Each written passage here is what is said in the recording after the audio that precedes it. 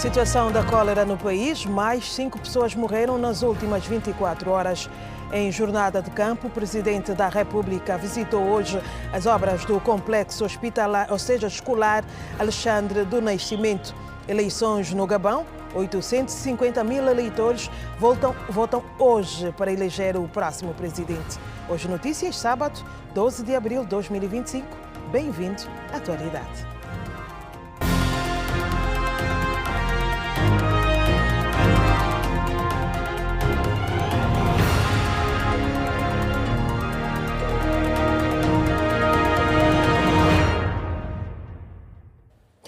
Boa tarde, seja bem-vindo a Hoje Notícias deste sábado. A informação sobre a cólera nas últimas 24 horas. Morreram no país mais 5 pessoas, segundo o boletim de atualização do Ministério da Saúde. No mesmo período, foram registados 200 buracos em algumas estradas de Luanda. Continuam a preocupar os automobilistas em algumas localidades. O assunto não é novo, mas a solução tarda a chegar, segundo alguns automobilistas ouvidos pela nossa reportagem. O Simão João passou também pela urbanização Nova Vida e mostra o quadro. Acompanhe. As ruas da urbanização Nova Vida, no município do Quilamba-Quiaxe, apresentam um nível acentuado de degradação do tapete asfáltico, situação que tem criado constrangimentos de várias ordem na mobilidade dos veículos e motorizadas. Alguns automobilistas que diariamente circulam pelas principais vias do Nova Vida descrevem as manobras que têm de realizar para não danificar os carros. De Nova Vida já não tem nada. A quantidade de buracos, que eu já não considero buracos, considero crateras, que rebentam os carros e ninguém nos paga, porque nós pagamos IVM todos os anos. É o imposto que dá acesso a que pelo menos nos arranjem as ruas. Não é isso que acontece. Então, à noite, então quando chove é pior. Então quando chove, o senhor nem quer imaginar. Tu não sabes onde é que vais pisar, porque é uma mistura de água com areia, com pedras, porque eles andaram a tapar os buracos, como o senhor vê, com areia e pedra. Sinceramente, tudo paliativo. Até quando? E o nosso IVM vai para onde? Que é pago anual? Olha, eu não sei se tem no Nova Vida aqui alguma rua em condições, porque é verdade, eu não vivo aqui, mas trabalho aqui já há muitos anos. Antigamente era bom, mas agora já não há atalho que tu consegues pegar e não encontrar buraco nas estradas. Complicado para os nossos carros, estamos sempre a fazer manutenção. Você tenta esquivar daí, vai sempre encontrar buracos. É mesmo complicado. Não há rua sem buracos aqui no Nova Vida. Para estes cidadãos, a situação é lastimável e pedem a intervenção de quem de direito para a requalificação das ruas da urbanização. Hoje em dia temos passado por uma realidade muito lastimável. Concernente às vias, tem condicionado muito muitas pessoas com carros baixos, né? E também aquelas pessoas que têm cuidado com seus veículos não têm como continuar com esse cuidado por causa mesmo das vias em que o nosso Nova Vida nos fornece. Estamos mesmo tristes e gostaríamos que as pessoas vissem, as pessoas de direito, e tomassem rumo e tomassem aquela atitude de rever essa situação, senão estamos mesmo mal. É muito complicado porque a moto está danificando muito. Só a semana passada eu tive que trocar os amortecedores. Está mesmo muito complicado. Agradeceria que o governo velasse pela esta situação para com que Nova Vida seja uma Nova Vida que já era antes. Os acidentes e assaltos começaram a tomar contornos preocupantes, segundo os nossos entrevistados. É perigoso, temos aí os motoqueiros, né, astutos. Pela velocidade do carro, é claro, você tem que diminuir um pouco a velocidade, tens que estar atento a passar ao teu lado, não sabes o que é que pode acontecer. Há muitos assaltos que já ocorrem e os buracos têm sido, como posso dizer, uma ferramenta que ajuda os assaltantes a exercerem a sua atividade criminosa. Por causa do abrandamento das viaturas. À noite temos esse perigo dos assaltos e à tarde é mesmo aquele desconforto, porque tu não andas à vontade. Localizado no município do Quilamba-Quiaxe, o projeto teve início em 2003, tendo sido inicialmente projetada a construção de cerca de 2.500 habitações. A situação em algumas estradas da capital, com destaque para a urbanização Nova Vida. A Associação dos Camionistas de Angola promete paralisar as atividades nas províncias do Zaire e Cabinda a partir do dia 24 deste mês.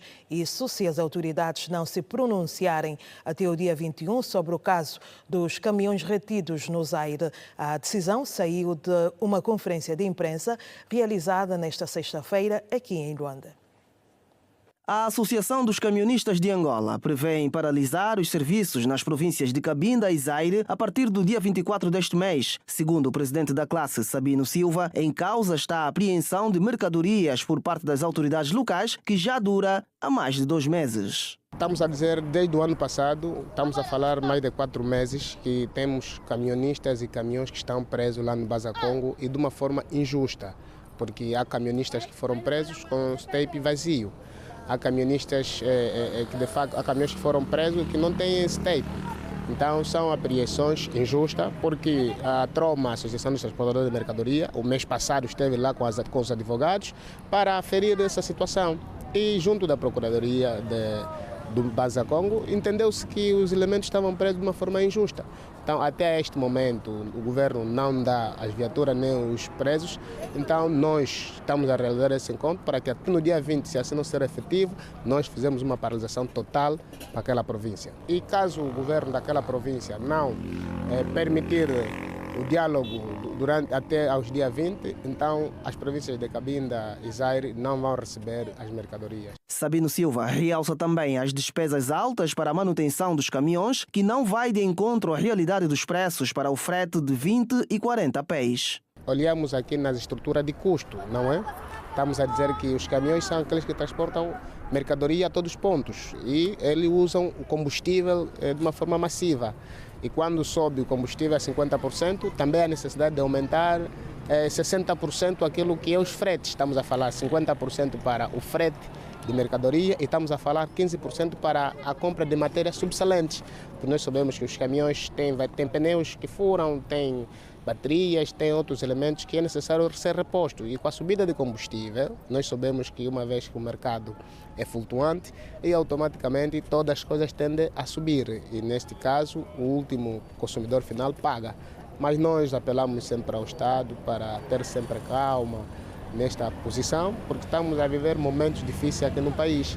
E o presidente da Comissão Executiva da Associação dos Transportadores Rodoviários de Mercadorias de Angola, Antônio Gavião Neto, realça que só o ano passado, perto de 40 milhões de kwanzas foram gastos em combustíveis em apenas 5 caminhões, números que poderão duplicar este ano com o reajuste do gasóleo. 38 milhões de kwanzas foram gastos para reabastecer todo o ano 5 caminhões. Agora imagine as empresas que têm 200, 300, de 100 caminhões a 300 caminhões, o custo em combustível que eles tiveram o ano passado. E este ano já fizemos algumas contas, ou seja, a contabilidade das nossas empresas já fizeram a planificação de gasto de combustível para o ano de 2025, para 5 caminhões, como é a amostra, anda à volta de 57 milhões de kwanzas. Quer dizer, isto só a balança de combustível. A Associação dos Camionistas de Angola congrega mais de 3 mil associados representados até o momento em 19 províncias do país. Em Angola, o comércio de plantas ornamentais e medicinais continua a crescer, mas os vendedores enfrentam desafios como a falta de espaços adequados para trabalhar e conservar as espécies. Costela de Adão, Coroa de Cristo, Cata-monstro, Cauda de Raposa e Lágrimas de Cristo são apenas algumas das variedades de plantas que encantam e despertam o interesse do mercado angolano. Usadas com fins ornamentais e até medicinais, essas plantas são comercializadas em diferentes pontos do país, com preços que variam entre 500 kwanzas e 50 mil kwanzas, a depender da espécie e do tamanho. Temos variedade também de diferentes espécies. Algumas como mangavilha, trotos, catos e uma planta de molhares. Compramos na autoestrada e o resto produzimos em casa. Tem espaço maior, produzimos aí as plantas. Segundo as vendedeiras, a procura pelas plantas varia conforme a época do ano, sendo mais acentuada em períodos festivos ou de celebrações religiosas. As plantas que mais compram são plantas decorativas.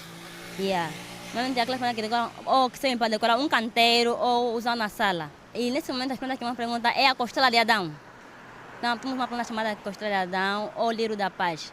Existe aqui uma variedade de plantas, desde as usadas externamente como as usadas internamente. Existem aquelas ornamentais e também aquelas comestíveis, como por exemplo a hortelã, aqui na minha mão. Há uma particularidade desta planta. Ela pode murchar se for tocada por uma pessoa que não seja a dona.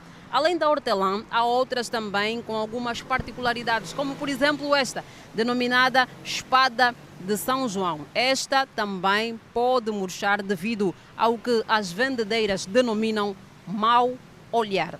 Uma planta, se não for a dona tirar, ela pode murchar ou morrer. Como também algumas plantas mau olhar. Dizem isso que se entrar alguém que quer mal, a planta também murcha, alguém que tem mau espírito. Apesar da beleza e do potencial econômico, os vendedores enfrentam várias dificuldades, entre elas a falta de um espaço protegido para a comercialização e o cuidado das plantas. Nós cuidamos de plantas e metemos também jardim, cuidamos também de jardim. Sim, a nossa preocupação é de nós terem um sítio muito essencial para nós ter este tipo de venda, porque aqui o espaço não é favorável. Normalmente é muito difícil, porque também sofremos roubo e há plantas que são propriamente para a sombra. E como fica muito tempo aqui, às vezes não resistem, ficam assim meio fracas, meio feias. Este jardineiro, que vende plantas há mais de 20 anos, afirma que regar não é o bastante para cuidar de uma planta. Regar só não, é preciso mesmo, tem que ter a regra de regar, porque se regar todos os dias ele não desenvolve, acaba de apodrecer. Sim, tem que ligar, assim, está a ver o tempo de frio, tem que regar 2 vezes nas semanas. Foi aberta oficialmente a campanha de registro nominal de trabalhadores.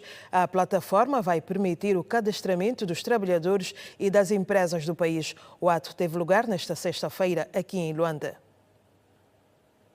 O Nominal de Trabalhadores, edição 2025, é um instrumento administrativo de recolha de informação no setor empresarial público, privado, misto e corporativo, assim como nas instituições sociais religiosas, organizações não governamentais que tenham ao seu serviço trabalhadores assalariados, seja qual for a natureza do vínculo laboral. A plataforma, segundo o diretor nacional do INEFOP, Manuel Bang, vai permitir saber o número de trabalhadores, garantir maior implementação das políticas públicas de empregabilidade em Angola e a evolução do mercado de trabalho no país. Através dessa ferramenta, nós queremos ter noção de quantas pessoas estão efetivamente colocadas no mercado de trabalho, que salários oferem e olharmos para aquilo que está previsto na lei em relação ao cumprimento do 70-30, ou seja, 70% de trabalhadores nacionais, 30% de trabalhadores estrangeiros, a nível das empresas. No ano transato, nós fizemos a campanha Rente, em que tivemos mais de 222 mil empregos registados a nível do Rente, sendo certo que o grande desafio que temos hoje é efetivamente o crescimento da base do Rente.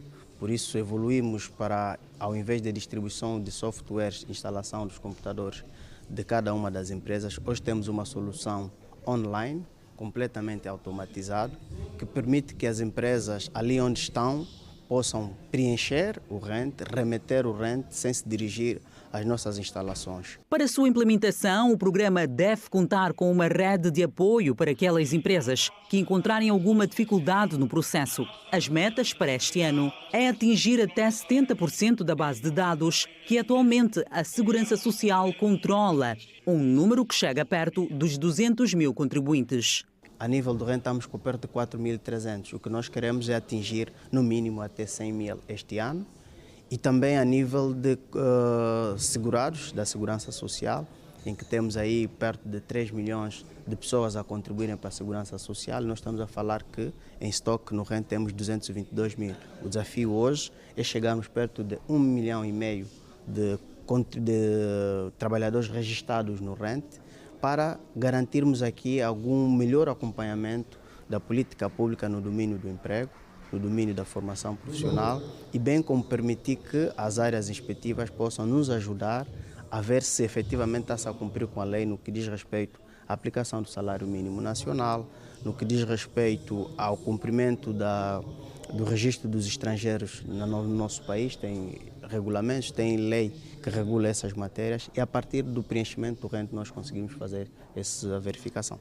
Para as empresas, a plataforma trará vantagens, já que para algumas a grande dificuldade na plataforma anterior era a submissão de salários.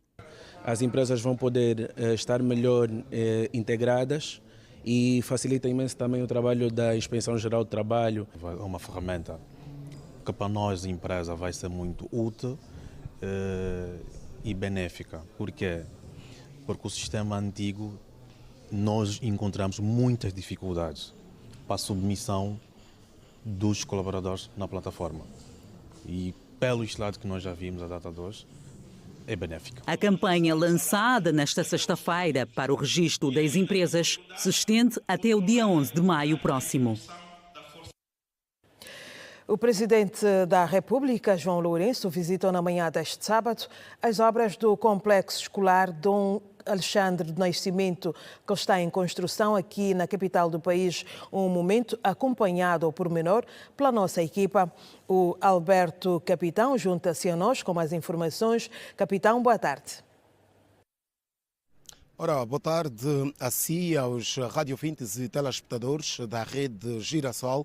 Está efetivamente concluída a jornada de campo do Presidente da República, João Lourenço, que tirou parte da manhã deste sábado para visitar e constatar em loco os trabalhos de conclusão das obras deste complexo escolar Cardeal Dom Alexandre do Nascimento, que está a ser instalado aqui no Morro Bento, junto ao Centro de Formação da Clínica Multiperfil. O Presidente da República chegou aqui por volta das 10h05, passou pelos diversos compartimentos desta unidade escolar, que conta com 2 campos multiusos, um campo relevado, uma piscina desportiva semiolímpica, no sentido de, além da formação académica, também proporcionar aos futuros alunos desta instituição a educação desportiva e a prática do desporto, no sentido de fortalecer as suas competências. Vamos à conversa com o arcebispo de Saurimo e presidente da SEAST, Dom José Manuel Imbamba. Sr. arcebispo, parte em direto para a rede Girassol. Que recomendações foram deixadas pelo chefe de Estado? Uma visita que foi muito bem-vinda, muito aguardada e muito celebrada, sobretudo pelas garantias que nós recebemos quanto à resolução do grande handicap que nós tínhamos para o arranque deste complexo escolar. Obstáculo que estava ligado ao saneamento básico de toda esta zona. Uma situação que felizmente foi desbloqueada, porque as obras vão arrancar, que vão beneficiar não só o complexo, mas senão todo o bairro em que está o nosso complexo escolar. Por isso, esta visita para nós significa um reiterar da confiança nesta colaboração mútua que nós fazemos. A base, queremos que as nossas crianças tenham, digamos assim, instrumentos humanos, instrumentos científicos, instrumentos culturais à altura para os desafios que o país nos apresenta depois de 50 anos de independência. Nós queremos novos cidadãos. Nós queremos novos quadros, nós queremos novas pessoas. Novos quadros, novos cidadãos começam a ser moldados a partir já do próximo ano letivo. Esta é a expectativa da Igreja? Esta é a expectativa e a garantia que nós recebemos, porque o empreiteiro garante que em 4 meses concluiria a questão do saneamento básico.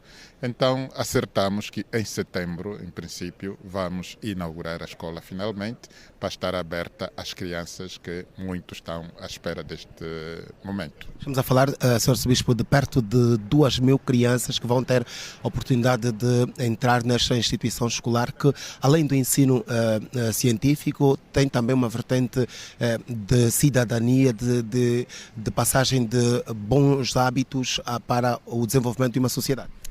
A educação é isto. A educação não é só transmitir conhecimentos. A educação não é só transmitir habilidades. A educação é formar a pessoa.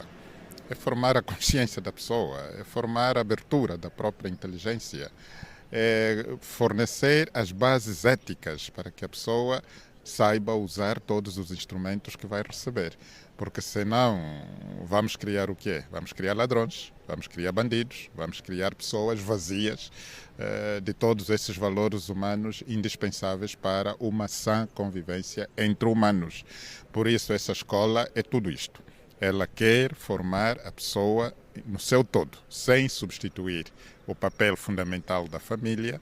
A escola vai dar os instrumentos necessários para que a criança, ao sair daqui, tenha consciência de quem ela é, qual é a sua missão e o que é que deve fazer de tudo aquilo que aprende para o bem de todos, para o bem da sociedade, para o bem da própria cidadania. Este é o nosso papel. Muito obrigado, Arcebispo Dom José Manuel Imbamba, e até setembro, quando esta unidade entrar em funcionamento. Aqui a conversa rápida com o Arcebispo de Saurimo e também a Presidente da CIAST, Dom José Manuel Imbamba, que deixa aqui informações relacionadas às garantias que foram recebidas da parte do Presidente da República de que em 4 meses esta instituição estará pronta para, já no próximo ano letivo, receber alunos e começar a funcionar efetivamente. Recordo, uma instituição que conta com 77 salas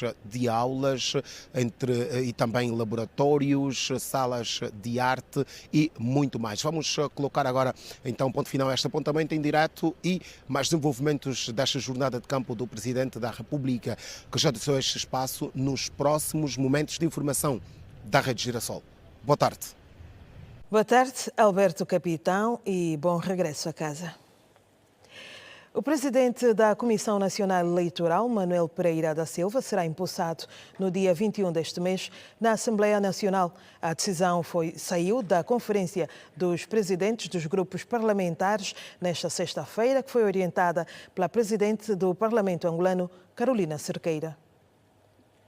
Preparação das 5ª e 6ª reuniões plenárias extraordinárias da Assembleia Nacional dominou a Conferência dos Presidentes dos Grupos Parlamentares. A primeira acontece no dia 21 deste mês e entre os pontos da agenda de trabalho da reunião está a tomada de posse do Presidente da Comissão Nacional Eleitoral, Manuel Pereira da Silva, para o segundo mandato, a ser conferida pela Presidente Carolina Cerqueira, nos termos da Lei Orgânica sobre a organização e funcionamento da CNE. Para o dia 21, os deputados vão concentrar a sua atenção para o tratamento de questões internas, com destaque para os projetos de resolução que aprovam os relatórios e contas da Assembleia Nacional referentes aos exercícios fiscais de 2020, 2021, 2022 e 2023.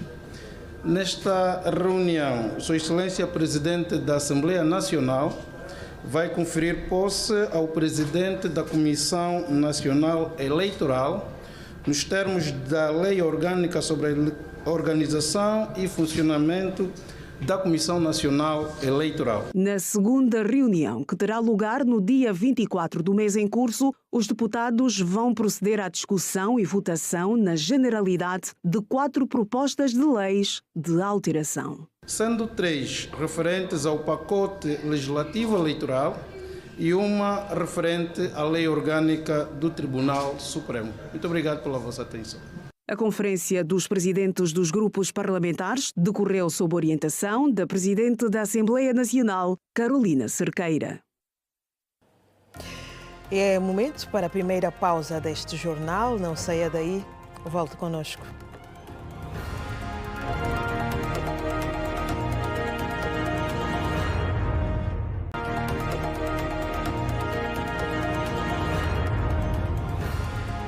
Olá, seja bem-vindo de volta às notícias. Mais de 500 pessoas participaram neste sábado de uma marcha cívico-patriótica. Boa tarde, a vasta audiência da Rede Girassol. Terminou em instantes a Marcha da Paz e da Juventude, que começou no viaduto do Golfo 2 e terminou aqui onde nos encontramos, no Campo 14, uma iniciativa da Administração Municipal do Quilamba-Quiache que visa saudar os 23 anos efetivos de paz no nosso país, o mês da juventude e também os 50 anos de independência. Uma marcha que uniu líderes políticos do nosso país, artistas, desportistas e também os munícipes aqui do Quilamba-Quiache. Vamos à conversa com a administradora municipal do Quilamba-Quiache, Naulina André. Boa tarde. Uma marcha para saudar os 23 anos efetivos de paz no nosso país e também 50 anos de independência. Podemos ver os ganhos da paz nesta marcha? Sim, boa tarde. Nós estamos hoje a celebrar neste ato, decidimos realizar uma marcha e plantação de árvores em celebração ao Dia da Paz, ao Dia da Juventude, ainda neste enquadramento dos 50 anos da independência nacional. Sim, a paz em si estabelecida é um ganho e tudo que nós temos estado a construir nestes 23 anos de paz, nestes 50 anos da independência, são motivos suficientes para nós fazermos questão de garantir esta paz, lutarmos pela paz no país e pela reconciliação nacional.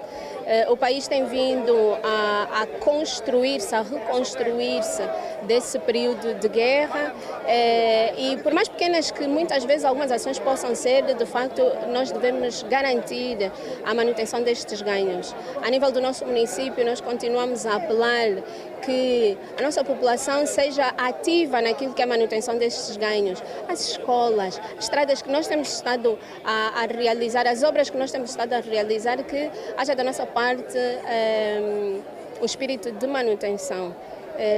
A iluminação que temos estado a garantir, que haja de facto esse espírito de iluminação. Nós também aqui hoje voltamos a falar daquilo que é a plantação de árvores dentro do programa provincial de arborização de Luanda, apelando à nossa juventude principalmente para esse compromisso, não só para atingirmos a meta de plantação, mas para garantirmos a manutenção das árvores plantadas, dos espaços verdes, por forma a termos um ambiente cada vez melhor, cada vez mais saudável para todos nós.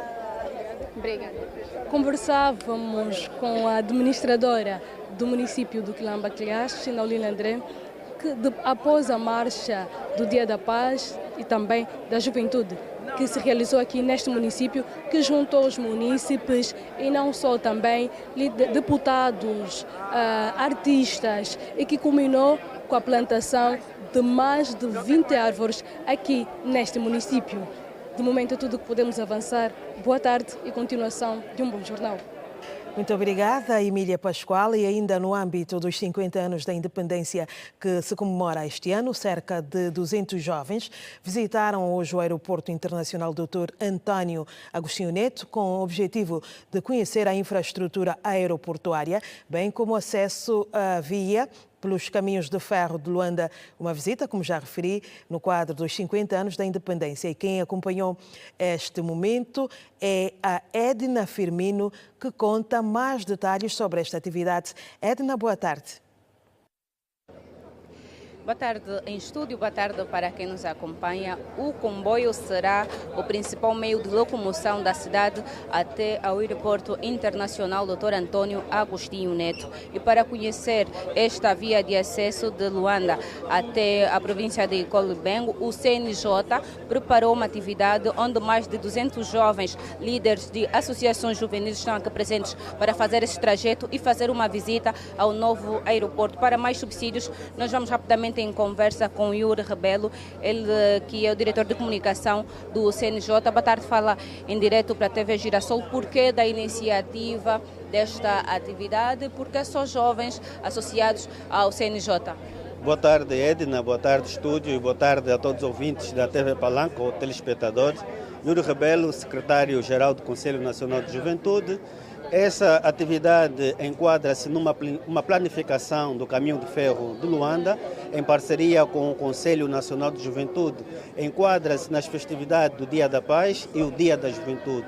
Na verdade, o Caminho de Ferro pretende mostrar aos jovens essa belíssima infraestrutura, o acesso de Luanda até Icolibengo via Caminho de Ferro. No entanto, não estão só cá jovens das organizações membros do Conselho Nacional da Juventude, mas também tem jovens que foram selecionados a partir da comunidade, a partir das escolas. Na verdade, também uma chamada de atenção que o senhor administrador, durante a visita que começou na estação de Bungo, conhecemos aquela infraestrutura de top com equipamentos da última geração, que vai poder então receber todos aqueles viajantes que vão para o novo aeroporto e não só. Apelou também, solicitou o nosso apoio no que diz respeito à sensibilização aos moradores desse acesso para que não vandalizem a linha de ferro, porque um parafuso pode matar ou tirar a vida de mais de 600 pessoas. E o Conselho Nacional de Juventude vai entrar nesse desafio, nesta luta para mobilizar os jovens que vivem nesses arredores para preservarmos essa infraestrutura. Yuri, para além de esta é a primeira atividade que o CNJ realiza, uma visita às instalações do novo aeroporto. Qual é o objetivo principal? Na verdade, esta não é a primeira visita. Penso que esse ser o quarto grupo que nós, enquanto Conselho Nacional da Juventude, levamos para o novo aeroporto. Mas a principal intenção dessas visitas que vamos levando é para que os jovens conheçam o novo aeroporto, conheçam em particular esta linha, que é um ganho da paz, é um ganho daquilo que o Executivo vem fazendo, para que os jovens então possam preservar este meio que nós temos. Já agora, Yuri, 23 anos de paz, 50 anos de independência, que desafios acha que os jovens angolanos ainda enfrentam?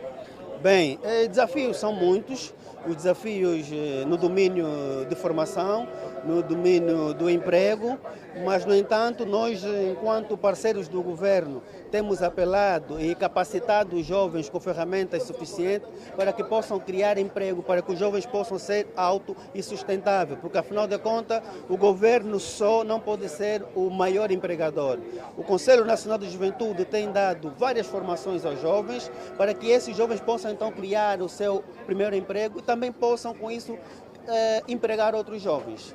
Muito obrigada. Falávamos com Yuri Rebelo, ele que é secretário do CNJ. Nós vamos continuar aqui a acompanhar a atividade. Encontramos no comboio que segue do Bungo até ao novo aeroporto internacional Dr. Antônio Agostinho Neto. Despedem-se Manuel Matamba e Edna Firmino. Boa tarde. Boa tarde, Edna Firmino, e boa viagem.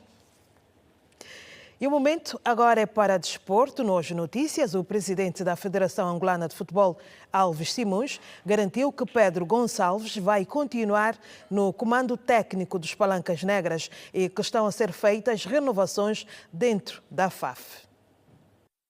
Questões inerentes ao futebol nacional fizeram parte do encontro que o presidente da Federação Angolana de Futebol, Alves Simões, manteve com os jornalistas no balanço sobre os 100 dias à frente do órgão reitor do futebol nacional. Fernando Alves Simões garantiu que o selecionador nacional Pedro Gonçalves vai continuar no comando dos Palancas Negras, uma vez que não existem motivos para o afastamento do técnico português de 49 anos. Pedro Gonçalves é o treinador da Seleção Nacional e continuará a ser o treinador da Seleção Nacional, porque até o momento não há razões para ser substituído. Alves Simões afirmou também que não se sente satisfeito com a existência de apenas 3 treinadores angolanos com a licença A da Confederação Africana de Futebol e avançou a possibilidade de mexer na direção técnica da FAF, cargo ocupado por Miller Gomes. Eu não tenho aqui absolutamente nada assinado que o Miller Gomes tenha sido demitido. Mas se me perguntar se eu estou satisfeito, não estou satisfeito. Isso é ficar claro. Porque os quadros devem obedecer, portanto, a princípios, a regras. E nós fizemos uma análise profunda. Não é possível, neste momento, termos só 3 treinadores da classe A, que é o próprio Miller Gomes, é o próprio Zé Camaral e eu próprio, Chipenda. Ora bem, este quadro tem que se mudar o mais depressa possível, porque temos muitos treinadores e é preciso que se dê também a oportunidade a outros. A renovação nos quadros da FAF é uma realidade no mandato de Alves Simões. O número 1 do órgão reitor de futebol nacional garantiu que aposta forte na profissionalização do capital humano e que Arthur Vilinga, então diretor das seleções nacionais, não terá o mesmo cargo. Vamos profissionalizar. Vamos dividir isto por setores. Seleção A terá o seu diretor. Seleção sub-17 ou formação terá o seu diretor preparado para lidar com os escalões de formação. Futsal terá o seu diretor.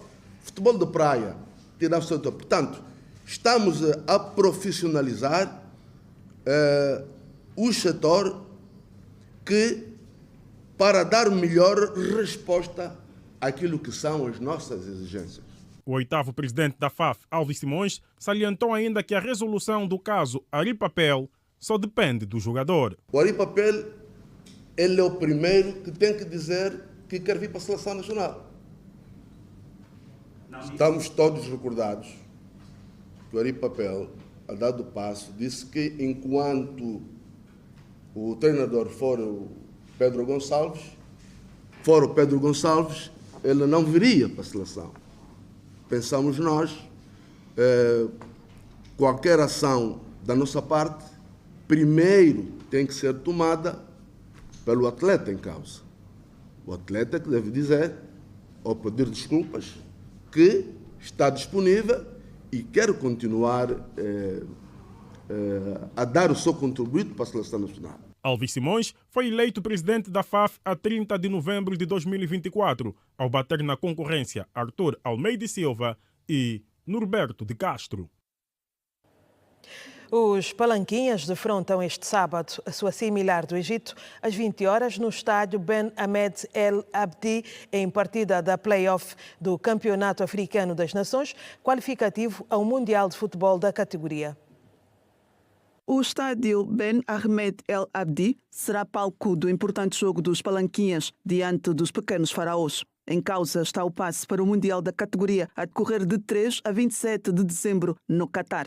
Os Palanquinhas que se qualificaram para os play-offs ao garantirem o terceiro lugar do Grupo D com 4 pontos, depois de na última jornada terem goleado a República Centro-Africana por 6-1. Pois, na primeira jornada, perderam diante do Mali por 2-1, para na segunda empatar sem golos diante da Côte d'Ivoire. Por sua vez, o Egito foi o terceiro classificado no Grupo A, com 3 pontos, fruto da vitória também na última jornada diante dos Camarões por 2-0, depois de 2 derrotas nos 2 primeiros jogos. Recordo que os Palanquinhas, na altura comandados por Pedro Gonçalves, fizeram história no desporto nacional na primeira participação de uma seleção angolana sub-17 no Mundial de Futebol, com a passagem aos oitavos de final da prova que decorreu no Brasil. Agora as notícias fora de portas. Cerca de 850 mil eleitores gaboneses são chamados às urnas neste sábado para eleger o próximo presidente da República. É um assunto em destaque no Compacto Internacional. Acompanhe. Cerca de 850 mil eleitores gaboneses são chamados às urnas neste sábado para eleger o próximo presidente da República, marcando o fim oficial do período de transição iniciado após o golpe de Estado militar de agosto de 2023. O escrutínio é apresentado como um passo decisivo para o regresso à ordem constitucional e à governação civil, mas o contexto político levanta dúvidas sobre a real abertura democrática do processo. O general e atual presidente da transição, Brice Oligui Nguema, surge como o candidato em vantagem. Ventos fortes e ameaça de tempestades de areia levaram Pequim a cancelar centenas de voos e a fechar parques públicos neste sábado. Rajadas de vento derrubaram centenas de árvores, atingiram carros e danificaram casas na capital da China. Os 2 grandes aeroportos internacionais de Pequim cancelaram 693 voos. Até às 14 horas, pelo horário local, havia alertas de que mais ventos fortes estavam a caminho, especialmente na Abi e Taklakam, cercados por pastagem, montanhas e florestas. Com ajuda internacional cortada há mais de um mês em Gaza, a população agora sofre de insegurança alimentar. É o que diz a rede de ONGs palestinianas, que está a pedir intervenção internacional imediata para acabar com o que descreve como fome e genocídio contínuos em Gaza. Para essas organizações, a mobilização de uma força da Organização das Nações Unidas poderia garantir a chegada da ajuda a quem precisa. Um apelo urgente foi feito por agentes humanitários em relação à situação, quando ocorre uma escalada de operações militares israelitas no enclave palestiniano. É o Hoje Notícias, edição de sábado. Continue conosco, voltamos depois do curto intervalo. Até já.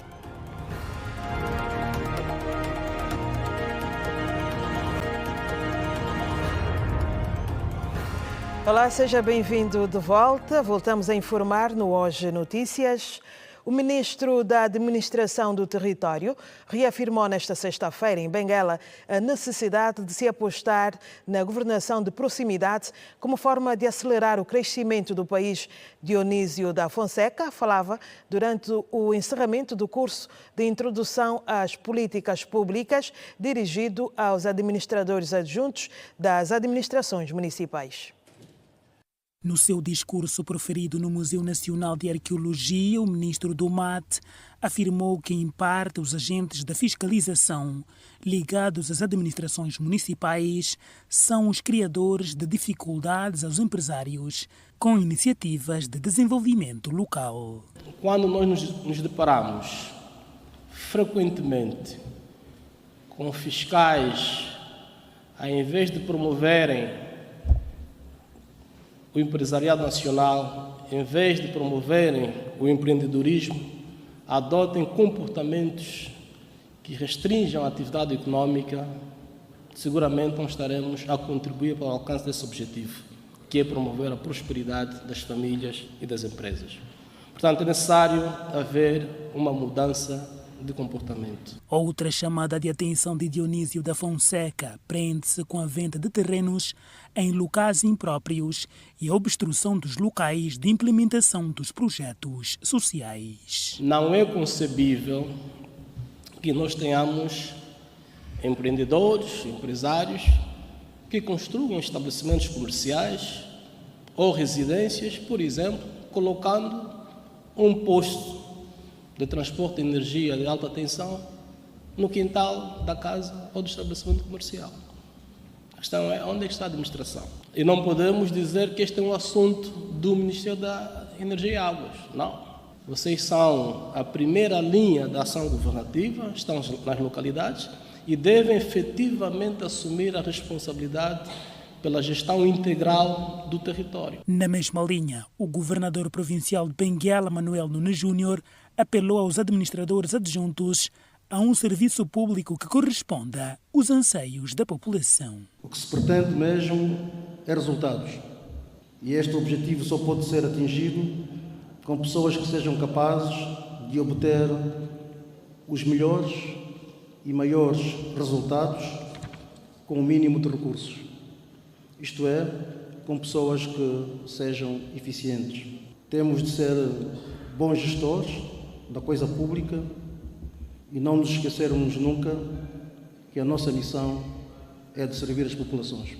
Os recém-formados ao curso de Introdução de Políticas Públicas esperam levar para os seus municípios conhecimentos adquiridos para o melhoramento da governação de proximidade. Vamos levar instrumentos enriquecedores, tem sido o nosso dia-a-dia, mas com esta partilha de conhecimentos vamos poder melhor servir a comunidade e levar os serviços mais próximos à comunidade a nível do nosso município. O encerramento do curso de Introdução de Políticas Públicas teve pendor nacional, através da participação de outras províncias por meio de videoconferências, e foi orientado pelo ministro da Administração do Território, Dionísio da Fonseca. Académicos, empresários e pessoas singulares estiveram reunidos no município do Cazinga, que acolheu o 5º Fórum da Juventude, sob o lema Juventude e a Independência, Desafios e Conquistas ao longo dos 50 anos. Para saudar o mês da paz e também da juventude, a Mediateca Zedu organizou a 5ª edição do Fórum da Juventude em prol das comemorações dos 23 anos de paz e também dos 50 anos de independência nacional. Dentre os temas discutidos, o empreendedorismo foi o mais sonante, onde os jovens puderam colocar as suas dúvidas, falar das suas preocupações e partilhar conhecimentos. O ecossistema de Angola ainda não é tão favorável em relação àquilo que são a realização de cada um dos objetivos que os jovens têm a nível do empreendedorismo. Um dos grandes desafios que nós temos para massificar e melhorar o empreendedorismo em Angola é a nossa qualidade de educação, porque quanto mais instruídos formos a nível de educação, melhor ideias teremos e maior praticabilidade nós teremos, seremos pragmáticos em fazer passar aquilo que são as nossas ideias da cabeça para o papel e do papel para a prática. Empreender é o futuro, porque nós estamos à procura de crescimento econômico e financeiro. Então, a necessidade de termos bases que nos ajudem a caminhar para podermos saber como empreender. Porque não podemos dizer, não, eu vou empreender e não soubermos como fazê-lo. Atividades como estas nos ensinam, nos guiam a poder tomar o rumo certo de como fazer, como crescer. A diretora da instituição, Cláudia Sebastião, falou-nos que as motivações da escolha do tema estão ligadas às celebrações dos 50 anos de independência e 23 anos de paz. Escolhemos esse tema relacionando os 50 anos de independência em prol da juventude. Desafios e conquistas que feitos a juventude alcançou ao longo destes 50 anos. Agregarmos neste fórum jovens, empreendedores e responsáveis das mais variadas instituições, no sentido de juntos podermos orientá-los, encaminhá-los de forma a que cada um, ali onde ele estiver na sua comunidade, na sua escola, no seu bairro, poder desenvolver uma ideia que, na maior parte das vezes, não têm tido êxitos por falta de orientação. As políticas viradas à juventude também dominaram este encontro, que já vai na sua 5ª edição. São vários desafios que nós, por exemplo, aqui no Kazenga temos tido, que é precisamente a massificação, por exemplo, da juventude, no que tange a sua ocupação dos tempos livres.